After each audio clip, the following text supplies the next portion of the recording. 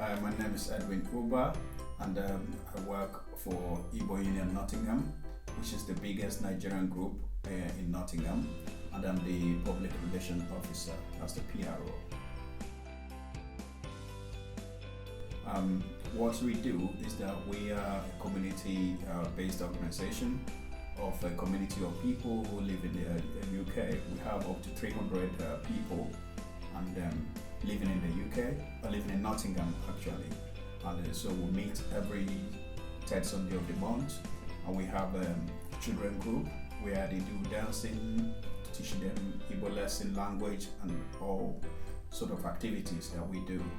So our purpose is to bring people from that part of the country who live here together, and also to foster cooperation and a friendly relationship among people of Igbos in Nottingham. And then we collaborate and work with some other organizations. The best part of my experience of my work is that sometimes when we go to visit somebody in the hospital, this person doesn't have family here, and we went there, visit and brought some gifts, and they were really happy. And when I bring joy to people, or when I go to the occasions, or when they have party, or when they have children, and when I walk in, and they're happy to sort of see me, that they're happy to receive me, and a lot of people give their commendation, so that keeps me going.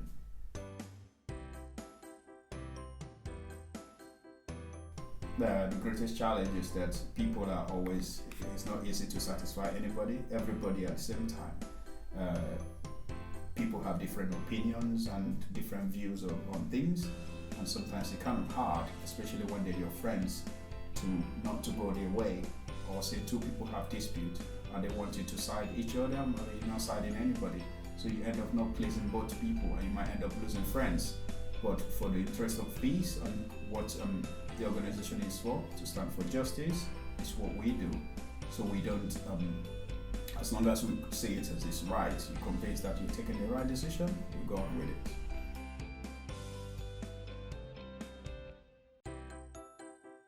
Yeah, what I always say to myself is that we'll get past this. I look at the bigger picture. For instance, if there's a dispute at the moment, which maybe somebody did something, and then a lot of people are reacting to that, say, oh, it should be this way. But when you look at the challenge, you will remember that after 2 days, the anger and all that will start to calm down. So the challenge will start to go away. If I'm angry, I would go away, think about it, reflect, and then maybe try to talk about it.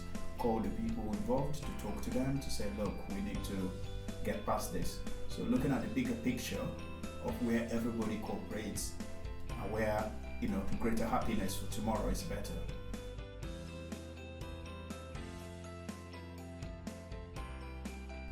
I think the best way is be open-minded and then to carry on working closely with people, and you start building the trust, and based on, you look at the track record, because based on what you've done, based on your cooperation and relationship with people, then you start to build the trust.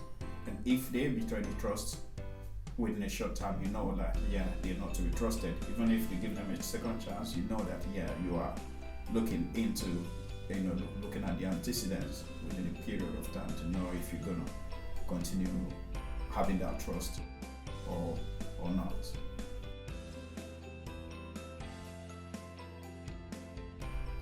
We have a WhatsApp group where you have up to 200 people, and then we'll put a message out and say rebroadcast. For instance, we could say we're having Igbo women dance, and this week, so we'll send a message across to all of our 200 members, and they have families and friends, so they tend to let them know that we have such activities. So I do put up a WhatsApp message, and I ask people to rebroadcast it, send it to their friends, and sometimes word of mouth as well does help.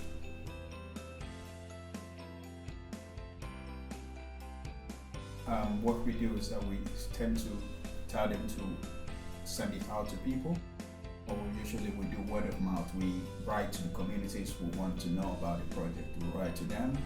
Sometimes we invite them to our events to say, come along. This is what. So we do reach out. We do send emails to anybody outside our community that we want to reach.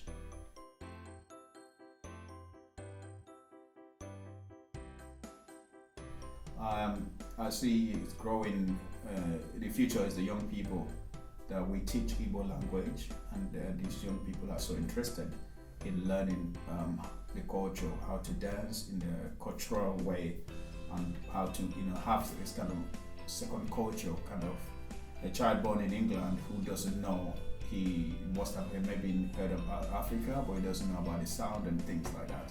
So giving them the opportunity to learn about this, about some instruments we use, about certain dance, about stories.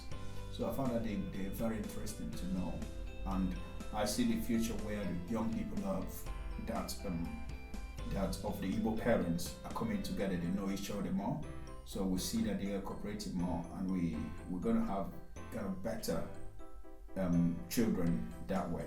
And also we also passing the message to encourage them to stay out of trouble, to stay out of crime and all that. So I see a great future.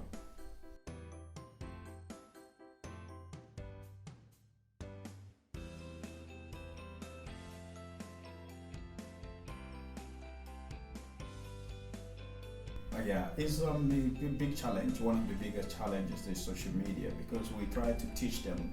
In our teaching, we are trying to upgrade what we use.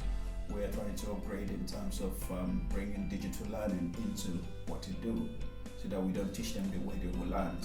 Because it's no longer the days of blackboard. Now we go smart board and all that. So it's part of the project we're trying to bring in now.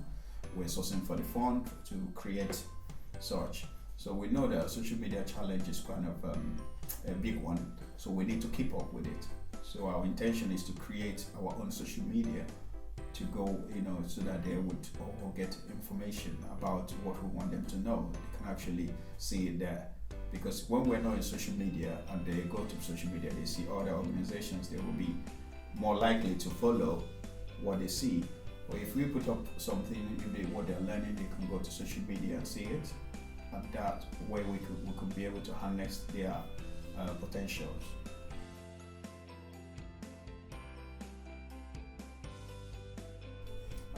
We govern at the head of affairs at the top. We have the chairman and we have the vice chairman. So usually we do periodic election every 4 years, every 2 years, and then if the people are good, the executive or the chairman, we can vote him again for a second year. So we do have a leader who is the chairman, and we do have executive. We have the financial secretary, the treasurer, secretaries, general secretary and all that, provost and all that. So we have to keep peace. And we have the PLO, public relation officer, who reaches out to people and then who disseminates information among members.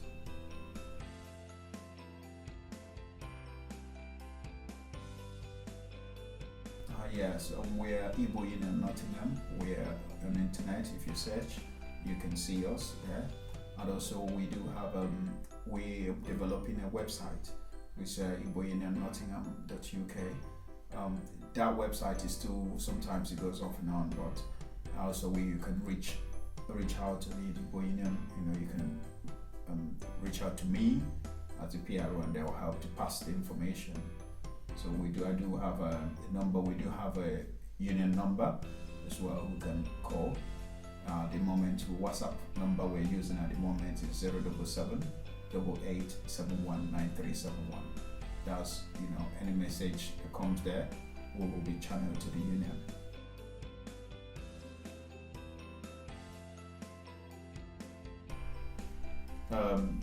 I'll say I work with different organizations. I work with Mojato as well. So our corporate is like unending, because even though I focus on a certain place, certain group that I work with from various communities, Africans, non-Africans, Europeans, anybody. So it's an interesting work to be able to work with different communities. With Mojatu, I'm a community engagement officer, so I engage with different people. I found that very interesting.